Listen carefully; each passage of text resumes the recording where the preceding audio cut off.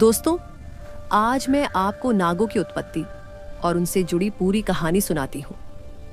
प्राचीन काल में महर्षि कश्यप प्रजापति थे। उनकी अनेक पत्नियां थीं, परंतु उनमें से दो प्रमुख थीं, कद्रु और विनता। एक दिन दोनों ने महर्षि कश्यप से संतान प्राप्ति का वर मांगा। कद्रु ने 1000 शक्तिशाली पुत्रों का वर मांगा और विनता ने 2 तेजस्वी तथा पराक्रमी पुत्रों का। महर्षि कश्यप ने दोनों को उनकी इच्छा के अनुसार वर प्रदान किया। कुछ समय बाद कद्रु ने 1000 अंडे दिए और विनता ने 2 अंडे दिए।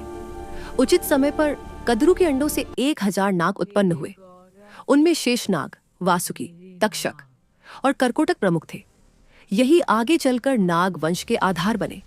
दूसरी ओर विनता के अंडों से पहले अरुण का जन्म हुआ, जो सूर्य देव के सारथी बने। दूसरे अंडे से गरुड़ का जन्म हुआ। गरुड़ अत्यंत तेजस्वी और महान शक्तिशाली थे। कुछ समय बाद समुद्र मंथन की महान घटना घटी। देवताओं और असुरों ने अमृत प्राप्त करने के लिए क्षीर सागर का मंथन किया और मंदराचल पर्वत को मथनी बनाया गया तथा वासुकी को रस्सी के रूप में लपेटा गया। भगवान विष्णु ने कूर्म अर्थात कछुए का अवतार लेकर पर्वत को अपनी पीठ पर संभाला। मंथन के दौरान सबसे पहले भयंकर हलाहल विष निकला। संपूर्ण सृष्टि संकट में पड़ गई। तब भगवान शिव ने वह विष अपने कंठ में धारण किया और पार्वती ने उसे कंठ में ही रोक दिया। तभी से शिव नीलकंठ कहलाए। इसके बाद कई दिव्य रत्न प्रकट हुए। पहले दिव्य गाय कामधेनु निकली, जिसे ऋषियों ने यज्ञ कार्यों के लिए स्वीकार किया। फिर दिव्य घोड़ा उच्चैःश्रवा प्रकट हुआ, जिसे इंद्रदेव ने ग्रहण किया। इसी प्रकार दिव्य हाथी ऐरावत निकला, जो इंद्रदेव का वाहन बना। फिर कौस्तुभमणि प्रकट हुई, जिसे भगवान विष्णु ने अपने वक्षस्थल पर धारण किया। इसी प्रकार कल्प वृक्ष और पारिजात वृक्ष स्वर्ग लोक में स्थापित किए गए।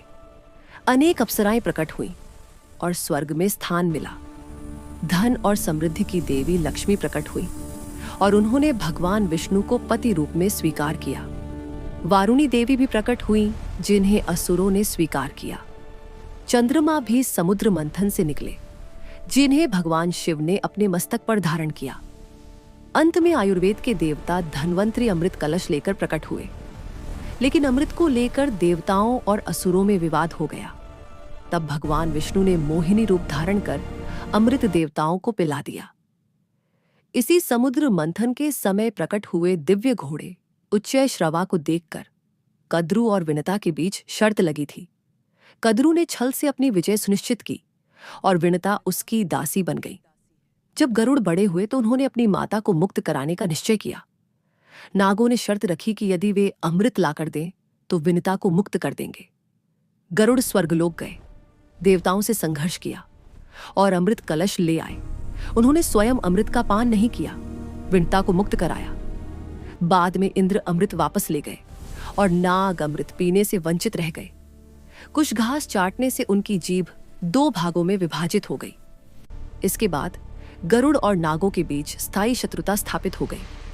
नागों में शेषनाग ने तपस्या कर अनंत नाम प्राप्त किया और वे भगवान विष्णु की शैया बने।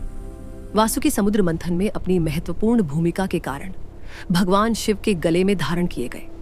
महाभारत काल में तक्षक नाग ने राजा परीक्षित को दंश दिया। उनके पुत्र जन्मेजय ने सर्प यज्ञ आरंभ किया, परंतु ऋषि आस्तिक के समझाने पर यज्ञ रोक दिया गया और नागवंश विनाश से बच गया। इस प्रकार नागों की उत्पत्ति, समुद्र मंथन की महिमा और देवताओं की लीलाएं एक दूसरे से जुड़ी हुई है। यदि आपको यह कथा पसंद आई हो तो कृपया इसे साझा करें और अपने विचार अवश्य बताएं।